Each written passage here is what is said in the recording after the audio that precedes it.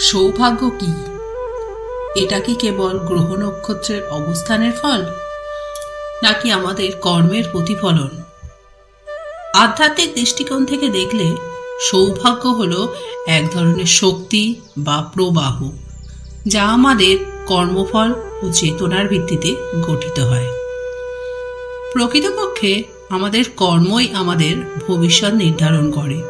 গ্রহের অবস্থান বা দশা আমাদের জীবনে কিছু প্রবণতা আনতে পারে, কিন্তু আমাদের সিদ্ধান্ত, আমাদের সততা, পরিশ্রম ও আত্মোন্নতি এসবই প্রকৃত সৌভাগ্যের মূল ভিত্তি।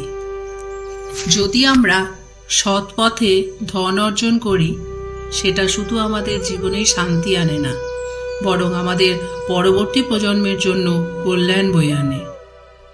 এটি কেবল বস্তুগত ঐশ্বর্য নয়, বরং আধ্যাত্মিক সম্পদও। একজন সৎ ও ধার্মিক ব্যক্তির উত্তরাধিকারীরা কেবল ধন সম্পদই পায় না, তারা পায় নৈতিক শিক্ষা, চরিত্রের দৃঢ়তা এবং আত্মবিশ্বাস, যা তাদের প্রকৃত উন্নতির পথে এগিয়ে নিয়ে যায়। অন্যদিকে অন্যায় উপায়ে অর্জিত ধন কেবল বাহ্যিক সুখ এনে দিতে পারে, কিন্তু তার ফলাফল ভবিষ্যতে দুঃখ ও ভোগান্তির কারণ হয়ে দাঁড়ায়। কারণ প্রকৃতপক্ষে প্রতিটি কর্মের প্রতিফলন অবশ্যম্ভাবী। এটাই প্রকৃত ধর্মের বা শাশ্বত নিয়মের শিক্ষা। তাই সৌভাগ্য কেবল দৈব নির্ভর নয়, বরং এটি আমাদের নিজস্ব কর্মের মধ্য দিয়ে গড়ে ওঠে। প্রকৃত সৌভাগ্য হলো সেই ধন, জ্ঞান ও নৈতিক শক্তি যা আমাদের জীবনকে শুধু সমৃদ্ধই করে না, বরং আমাদের ও আমাদের ভবিষ্যৎ প্রজন্মকে আধ্যাত্মিক বিকাশের পথে এগিয়ে নিয়ে যায়। কিন্তু আপনি যদি কুকর্ম করে থাকেন, ধন লাভ করার জন্য কোনো রকম ছলনা করেন, তাহলে নিশ্চিত আপনার আগামী প্রজন্মকে এর জন্য ফল ভুগতেই হবে। তাহলে আপনি কি চাইবেন? যে আপনার আগামী প্রজন্ম সুখ ভোগ করবে, নাকি আপনার কুকর্মের পরিণাম ভোগ করবে? আপনার অন্তরের আরও একটা শত্রু হলো লোভ। দেখতে গেলে এটা একটা শব্দ, একটা সংস্কৃত শব্দ মাত্র। লব ধাতু থেকে যার উৎপত্তি হয়েছে। এর অর্থ হলো কিছু লাভ করা। কিছু লাভ করা অনুচিত নয়, আরও কিছু লাভ করাও অনুচিত নয়, কিন্তু সব থেকে বেশি আমি লাভ করব, আমি আরও চাই, আরও বেশি চাই, আরও বেশি পেতে চাই, এটাই হলো লোভ। আর লোভ যখন আপনাকে গ্রাস করে, আপনি যা পেতে চান, সে ধনী হোক বা দরিদ্রই হোক, তা অর্জন করার জন্য যে কোনো স্তরে পৌঁছে যেতে পারেন। যদি মানুষ ধন অর্জন করতে চান, তাহলে তার জন্য তারা অধর্মের পথেও চলতে পারেন। আর নিজের সম্মান অর্জন করতে অন্য মানুষকে ছোটও করতে পারেন। শেষ পর্যন্ত আপনার এটা মনে হতে পারে যে যদি একটু অল্পই প্রাপ্ত করতাম, কিন্তু ভালোবেসে প্রাপ্ত করতাম, তাহলে জীবন আরো অনেক বেশি সুখের হতো। লোভ আপনার জীবনে, আপনার মনে কখন যে প্রবেশ করবে, সেটা আপনি জানতেও পারবেন না। তাই এটা চিনতে শিখুন আর তৎক্ষণাৎ জীবন থেকে একে বাইরে ফেলে দিন। যা কিছু লাভ করতে চান, তা ভালোবেসে লাভ করুন। জীবনে ক্ষমা চাওয়া কিছুটা হলেও সহজ, কিন্তু ক্ষমা করতে পারা অত্যন্ত কঠিন। ক্ষমা 2 অক্ষরের একটি শব্দ হলেও অত্যন্ত গুরুত্বপূর্ণ। কখনো কখনো অন্য কাউকে ক্ষমা করে দেওয়াও কিছুটা হলেও সহজ কাজ, কিন্তু নিজেকে ক্ষমা করতে পারা অত্যন্ত কঠিন কাজ হয়ে দাঁড়ায়। অতীতে যদি আমাদের এমন কোনো ভুল হয় যার কারণে আমরা নিজেকে ক্ষমা করতে পারি না, অনেক সময় এমন কিছু ভুল করে বসি যে বিষয় শুধু আমরাই জানি, কিন্তু আমরা নিজেকে ক্ষমাই করতে পারি না, আর আমাদের বিকাশ সেখানেই স্তব্ধ হয়ে যায়।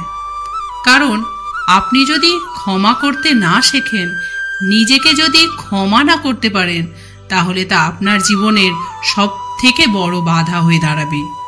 সেই জন্য জীবনে অবশ্যই শিখুন যে কিভাবে নিজেকে ক্ষমা করতে হয়, আর শিখুন যে আগের করা ভুল যাহাতে আর না হয়। সংসারের যখনই কোনো সমস্যা আসে তখন আমরা আমাদের সব থেকে বড় যার কাছে আশ্রয় খুঁজি তা হলো আমাদের বিশ্বাস। এবার প্রশ্ন হলো যে এই বিশ্বাস কার উপর করা যেতে পারে? পরিবারের উপর, বন্ধুর উপর, নাকি তাদের উপর বিশ্বাস করা উচিত যাদেরকে আমরা কখনো সঙ্গ দিয়েছি?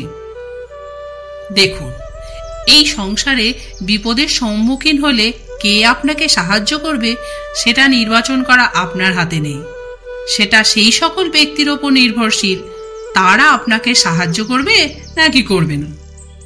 অর্থাৎ যখনই কোনো বিপদ আসে সর্বপ্রথম তার সম্মুখীন আমাদের নিজেকেই হতে হয়, আর তার জন্য প্রস্তুত থাকাও প্রয়োজনীয়। সেই শক্তি, সেই সাহস অর্জন করা প্রয়োজন। দেখুন, যখনই অন্ধকার আসে তখন সবার আগে যে আপনাকে ত্যাগ করে চলে যায় সে হলো আপনার নিজেরই ছায়া। সেই জন্য যে বিপদই আসুক না কেন নিজেকে তার জন্য প্রস্তুত রাখা উচিত। মানুষ সব সময় চায় যে তার জীবনে যেন কখনো কোনো সমস্যাই না আসে। সে চায় তার জীবন যেন শুধুমাত্র শান্তি ও সুখের দ্বারা পূর্ণ থাকে। কিন্তু এই চাহিদা অনুচিত কিছু নয়। আমরা সবাই এটাই চাই যে জীবনে সুখ থাক, শান্তি থাক। কিন্তু এই কথা সবসময় মনে রাখবেন যে সূর্য উদিত হয়, সংসারকে আলোকিত করে এবং সন্ধ্যাবেলা তাকেও অস্ত যেতে হয়। আমাদের জীবনচক্র কিছুটা এরকমই। কোনো কিছুই চিরকাল একরকম থাকে না। নদীকে দেখুন, যা বয়ে চলেছে তার পথে অনেক বিপদ আসে, বড় বড় পাথরের সম্মুখীন হয়ে তাকেও সামনে এগিয়ে যেতে হয়। একটি পুকুর যা চারদিক থেকে ঘেরা, তার জীবনে কিন্তু কোনো সমস্যা নেই। কিন্তু এই সংসার পুকুরকে পুজো করে না, পুজো করে কিন্তু নদীকে। মনে রাখবেন, সমস্যার ঊর্ধ্বে তিনি উঠতে পারেন যিনি সমাধি লাভ করেছেন, যিনি এই সংসারে নেই। যিনি এই সংসারে আছেন এবং জীবিত আছেন, তার জীবনের সমস্যা হলো শ্বাসবায়ুর মতোই গুরুত্বপূর্ণ। ভগবান শ্রীকৃষ্ণের কণ্ঠে ব্যক্ত একটি কাহিনী আপনাদের শোনাই। একদিন আমি, রাধা আর দাদা তিনজনে মিলে বাগানে গেলাম আম পাড়তে। অনেক কষ্ট করে আমরা সেখানে পৌঁছলাম। আমগুলো তখনও কাঁচা, সেটা দেখে আশ্চর্য হলাম। দাদা একটি আম পাড়লেন, সেটি চেখে দেখলেন এবং বললেন, এটা তো ভীষণ টক, এ দিয়ে কিছুই হবে না। তিনি হতাশ হলেন এবং খালি হাতে ফিরে গেলেন। এরপর রাধা একটি আম তুলল, আমটি চেখে দেখল এবং আনন্দে উজ্জ্বল হয়ে উঠল। আমি জিজ্ঞেস করলাম, তুমি এত খুশি কেন? রাধা বলল, এগুলো এত টক হয়েছে যে এই আমগুলো দিয়ে দারুণ আচার বানানো যাবে। সে আরো অনেক কাঁচা আম সংগ্রহ করলো এবং আনন্দ সহকারে বাগান থেকে বেরিয়ে এলো। এরপর ভগবান বললেন, দাদার মন ছিল আবরণযুক্ত, তাই তিনি শুধুই সীমাবদ্ধতা দেখলেন। আম টক, তাই এটা অকাজের। রাধার মন ছিল উন্মুক্ত, সে সম্ভাবনা দেখল এই টক আম দিয়ে সুস্বাদু আচার বানানো যাবে। এই গল্প আমাদের শেখায় যে জীবনে যা ঘটছে সেটাই সত্য, কিন্তু আমরা কিভাবে তা গ্রহণ করি সেটাই নির্ধারণ করে আমাদের সুখ বা দুঃখ। ভগবান শ্রীকৃষ্ণ গীতায় বলেছেন, যে ব্যক্তি সুখে উদ্বেল হয় না, দুঃখে হতাশ হয় না, যা কিছু ঘটে তা সমানভাবে গ্রহণ করে, সেই প্রকৃত জ্ঞানী। এখান থেকেই শ্রীকৃষ্ণের আরেকটি শিক্ষা আসে। যদি আমরা শুধু নেতিবাচক দৃষ্টিতে দেখি তাহলে আমরা বন্ধনে আবদ্ধ থাকব। যদি আমরা প্রতিটি পরিস্থিতিকে সুযোগ হিসেবে দেখি তাহলে আমরা মুক্তির পথে এগিয়ে যাব। তাই জীবনে কষ্ট, বাধা ও অনাকাঙ্ক্ষিত ঘটনা থাকবেই, কিন্তু আমরা কিভাবে তা দেখি সেটাই আমাদের ভাগ্য নির্ধারণ করে। যারা শুধুই সমস্যা দেখে তারা নিরাশ হয়ে খালি হাতে ফিরে যায়, আর যারা সমস্যার মাঝেও সম্ভাবনা দেখে তারা সফলতা নিয়ে ফিরে আসে। তোমার কাজ করার অধিকার আছে, কিন্তু ফলের চিন্তা করো না। প্রতিটি অবস্থাকেই কর্মে পরিণত করো, তাহলেই সফল হবে। এই গল্প আমাদের শেখায় নেতিবাচকতা নয়, বরং দৃষ্টিভঙ্গির পরিবর্তনই আমাদের সাফল্য এনে দেয়। যখনই আমাদের জীবনে আমাদের সম্পর্কে কোনো সমস্যা, কোনো বিপদ আসে, তখন বেশিরভাগ মানুষ সেই বিষয় নিয়ে দুঃখী হয়ে পড়েন। আবার কিছু মানুষ এমনও থাকেন যারা শেষ পর্যন্ত তার সমাধান করেন, বিপদকে পরাজিত করেন। তাই আপনি যদি সুখের খোঁজ করেন, তাহলে আপনি সুখ অবশ্যই পাবেন, প্রসন্নতা অবশ্যই পাবেন। আর যদি আপনি দুঃখ খোঁজেন, তাহলে দুঃখ অবশ্যই পাবেন।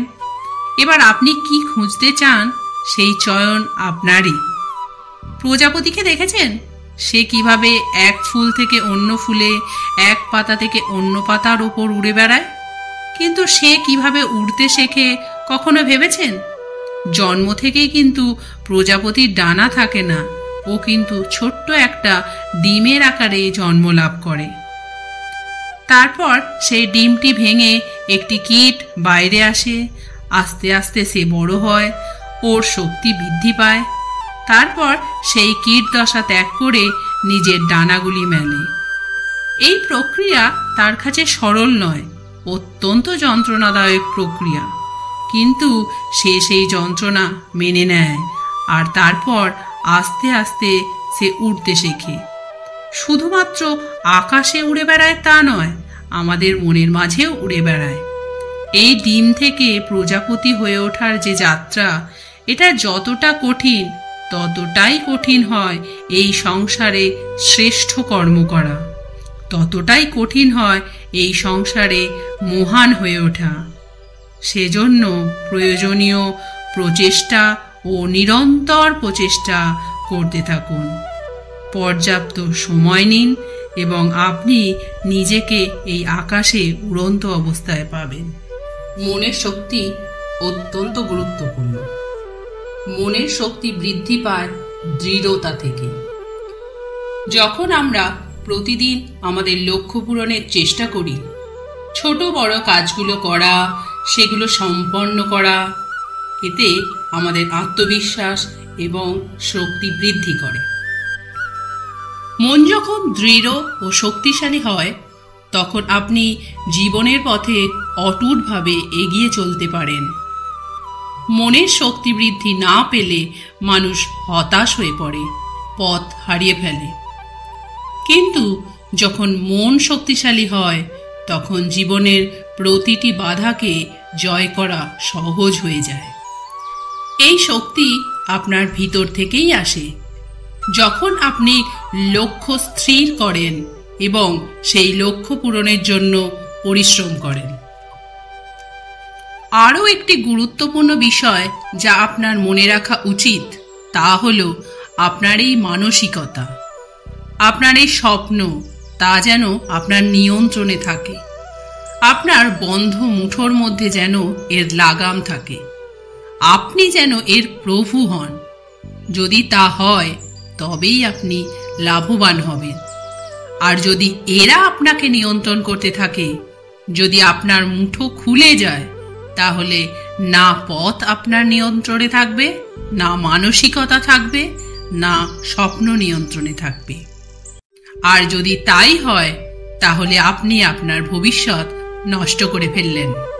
তাই নিয়ন্ত্রণ করতে শিখুন নিজের বিচার, বুদ্ধি, নিজের মানসিকতা, নিজের স্বপ্নকে। আমরা জীবনে স্বপ্ন দেখতে থাকি, সেটা পূরণ করার পূর্ণ প্রয়াস করে থাকি, কিন্তু এই স্বপ্ন পূরণ না হওয়ার পরিস্থিতিতে আমরা ভেঙে পড়ি, ছিন্ন বিচ্ছিন্ন হই। আর তারপরেই সেই বোঝা আমরা আগামী প্রজন্মের ওপর রীতিমতো চাপিয়ে দিই। আমরা এটাই মনে করি যে আমরা যেটা হতে পারিনি সেটা আমাদের সন্তান অবশ্যই হবে, এবং আমরা যা কখনো পাইনি আমাদের সন্তান অবশ্যই তা পাবে। এটা যে অনুচিত সেটা আমরা ভাবি না, কিন্তু এটা ভুল, আর এই ভুল আমরা প্রায় সকলেই করে থাকি।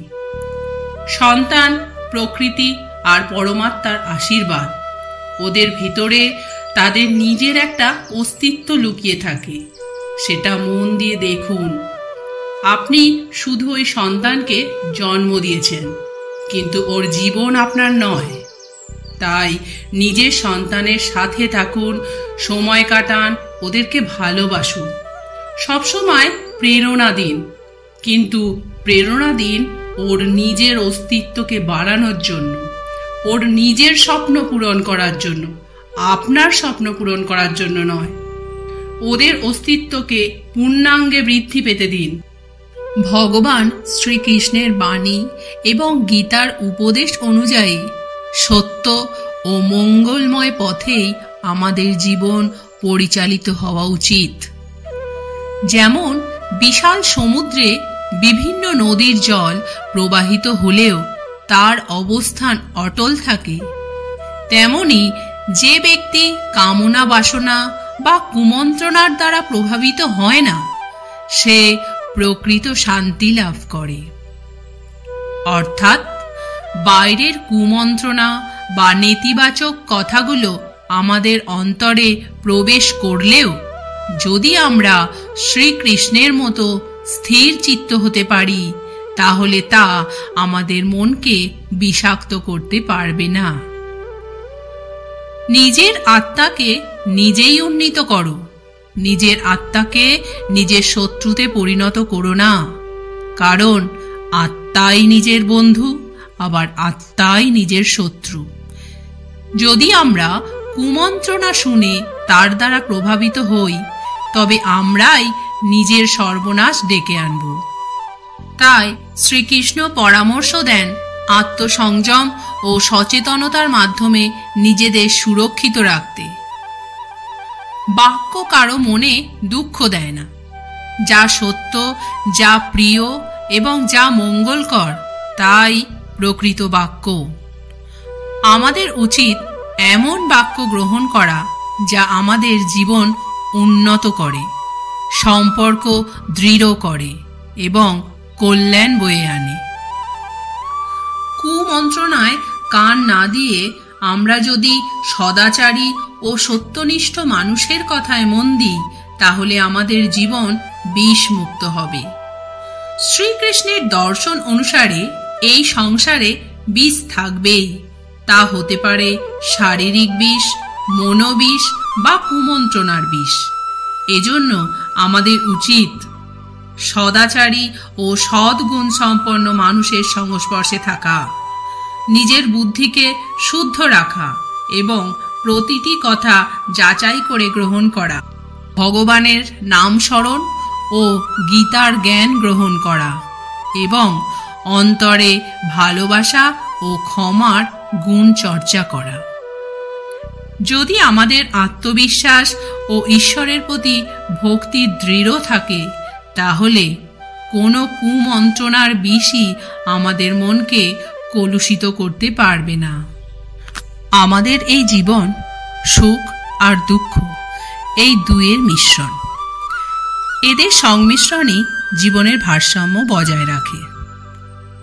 এখন এই সুখ এমন এক বস্তু যাকে সবাই খুঁজে চলেছে। দুঃখ এমন এক অনুভূতি যা সবার কাছে আছে। আমাদের প্রত্যেকের জীবনে সুখ আর দুঃখ আসতে থাকবে আর যেতেও থাকবে।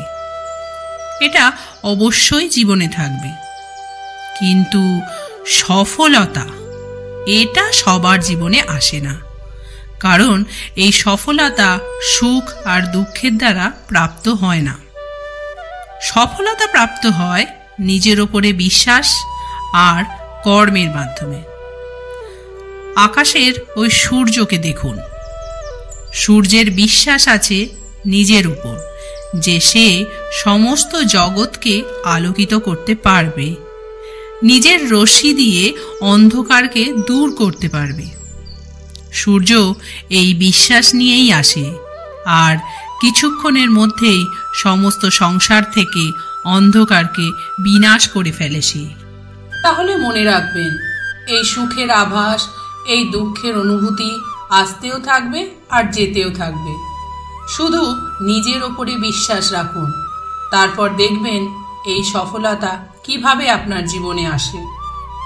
চাঁদ কত শ্রেয়, শুভ্র, কত সুন্দর, কিন্তু আপনি যদি মনোযোগ সহকারে দেখেন তাহলে দেখবেন চাঁদেও দাগ আছে। আর এই দাগগুলি থাকার কারণে কি চাঁদের মাহাত্ম্য কখনো কমে যায়? কখনোই নয়। এর কারণ হলো চাঁদের নিরন্তর চেষ্টা। একবার এই আকাশে দেখুন, এই অন্ধকার সব সময় চেষ্টা করে চাঁদকে ঢেকে দেওয়ার, কিন্তু চাঁদ সব সময় এই অন্ধকারের সাথে লড়াই করতে থাকে। অমাবস্যা থেকে শুরু করে চাঁদের এই যাত্রা পূর্ণিমা অবধি পৌঁছেই যায়, আর তাই এই চাঁদের আমরা পুজো করি। এই কারণে এই চাঁদকে মাহাত্ম্য দেওয়া হয়।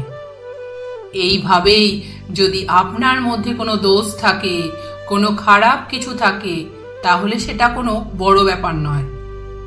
চেষ্টা করুন সেটাকে শুধরে নেওয়ার, কিন্তু সেই কারণে নিজেকে খারাপ মনে করা এটা অনুচিত। নিজের ভুলগুলো, নিজের দোষগুলো, নিজের খারাপ দিকের কথা ভুলে আপনি এই সংসারের ভালোর দিকে প্রস্থান করে দেখুন না। আপনি দেখবেন আপনার অন্তরের শক্তি ঠিক বেরিয়ে আসছে। আপনি পিঁপড়েদের দেখেছেন? সবাই একই রকমের প্রায়। এদের মধ্যে তফাৎ খুঁজে বের করা প্রায় অসম্ভব। মনে হয় যেন ওদের আলাদা আলাদা কোনো অস্তিত্বই নেই। কিন্তু আপনি যদি মন দিয়ে দেখেন তাহলে দেখবেন প্রতিটি আলাদা কাজ নির্ধারিত আছে তাদের প্রত্যেকের জন্য। তাদের প্রত্যেকের আলাদা অস্তিত্ব আছে। কেউ বাড়ি বানানোর জন্য মাটি সংগ্রহ করতে পটু, কেউ ঢিপি বানাতে পটু, কেউ খাবার খোঁজায় পটু, আবার কেউ সেই খাবার আনায় পটু। ঠিক সেই রকমই মানুষের মনে হতেই পারে সবাই একই রকম, কিন্তু প্রতিটা মানুষের ব্যক্তিত্ব, প্রতিটা মানুষের অস্তিত্ব ভিন্ন হয়। আর সত্যি কথা বলতে কি, প্রতিটা মানুষের ভিন্নতাই আমাদের প্রগতির দিকে এগিয়ে নিয়ে যায়। একবার ভেবে দেখুন, যদি আপনাকে কারোর সাথে হাত মিলিয়ে চলতে হয় তাহলে আপনাকে আপনার সোজা হাত তার উল্টো হাতে ধরে এগোতে হবে। এটাই সৃষ্টিকর্তার সৃষ্টির নিয়ম। ভিন্নতা, এই ভিন্নতাকে আশীর্বাদ ভেবে চলুন, এতে কোনো খারাপ নেই। মনে রাখবেন, পিঁপড়ে সেই বাড়িতেই প্রবেশ করে যেখানে মধু উপস্থিত আছে। যদি আপনার বাড়িতে মধু থাকে, কোনো মিষ্টি জিনিস থাকে, অর্থাৎ মিষ্টতা থাকে, তাহলে পিঁপড়ে সেখানে অবশ্যই প্রবেশ করবে। ঠিক এইরকমই হয় আমাদের সম্পর্কের মধ্যেও। ছোটখাটো ঝগড়াঝাটি, টানাপোড়েন, রাগ করা, মান ভাঙানো, এইসব তো থাকেই, বিশেষ করে সেই সম্পর্কগুলিতে যেখানে মিষ্টতা আছে। মনে রাখবেন, যেই সম্পর্কে কোনো খুনসুটি নেই, রাগ করা, মান ভাঙানো নেই, কোনো ছোটখাটো ঝগড়াঝাটি নেই, সেই সম্পর্ক শুধুমাত্র মস্তিষ্ক দিয়ে পালন করা হচ্ছে, মন থেকে নয়। তাই মন থেকে ভালোবাসতে শিখুন, আর এই ছোটখাটো ঝগড়াঝাটি, এই অম্লমধুর খুনসুটির আনন্দ উপভোগ করুন, কারণ এতেও ভালোবাসা আছে। পুস্তক বড়ই কাজের জিনিস। কাহিনী হোক, কবিতা হোক, স্মৃতি হোক, এতে যাই লিখে দেবেন তাই ভবিষ্যতের পুঁজি হয়ে থাকবে। কিন্তু যদি কখনো এমন হয় যে পুস্তক ময়লা হয়ে যায়, বা যদি কোনো পাতায় আপনি ভুল করে কালি ফেলে দেন, বা কোনো বাক্য লিখতে গিয়ে আপনি ভুল করে ফেলেন, তাহলে আপনি কি করেন? সেই পুস্তক ফেলে দেন? না, তাই তো। শুধু একটা পাতা ছিঁড়ে ফেলে দেন, যাহাতে সেই পুস্তক সঠিক থাকে, সুন্দর হয়ে ওঠে। এই পুস্তকের মতোই হয় আমাদের সম্পর্ক। তাই যে কোনো সম্পর্কে যদি কারোর কোনো ভুল হয়ে গিয়ে থাকে, তাহলে সেই ভুলকে সম্পর্ক থেকে দূরে করাটাই সঠিক হবে। সেই ভুলকে ভুলে যাওয়াটাই সঠিক হবে, সেই সম্পর্ক ভাঙা নয়।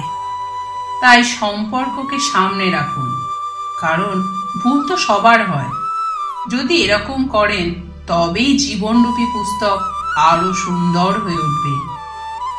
একে অপরকে ক্ষমা করতে শিখুন, একে অপরের ভুলকে ভুলে যেতে শিখুন।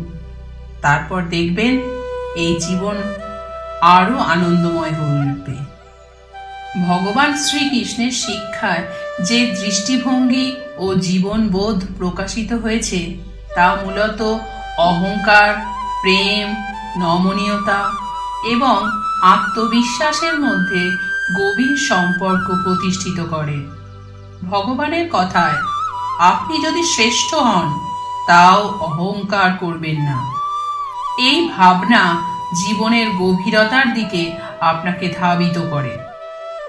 যখন আমরা অহংকারের মাধ্যমে নিজেদের প্রকাশ করি, তখন সেই অহংকার সংকটের মুখোমুখি হলে ধীরে ধীরে নিঃশেষ হয়ে যায়।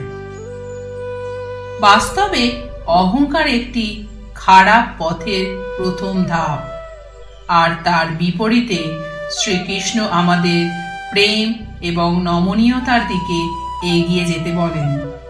তার শিক্ষা মতে, যখন কোনো সম্পর্ক বা পরিস্থিতি তিক্ত হয়ে ওঠে, তখন অহংকারের দৃঢ়তা আমাদের ধ্বংসের দিকে নিয়ে যায়।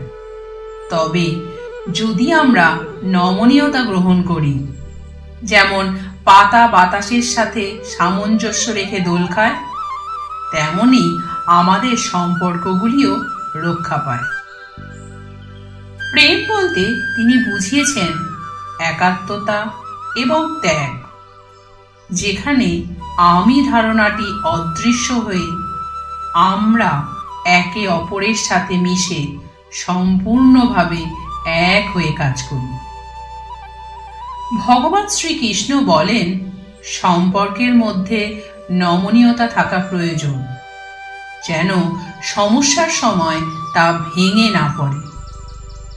প্রেমের প্রকৃতি হলো একে অপরের মধ্যে একাত্ম হয়ে থাকা, যা কখনো নিজের অস্তিত্বের প্রতি দৃঢ়তা দেখায় না, বরং একে অপরকে আলিঙ্গন করে। ভিডিওটি এখানেই শেষ করছি। ভালো থাকবেন। জয় শ্রীকৃষ্ণ।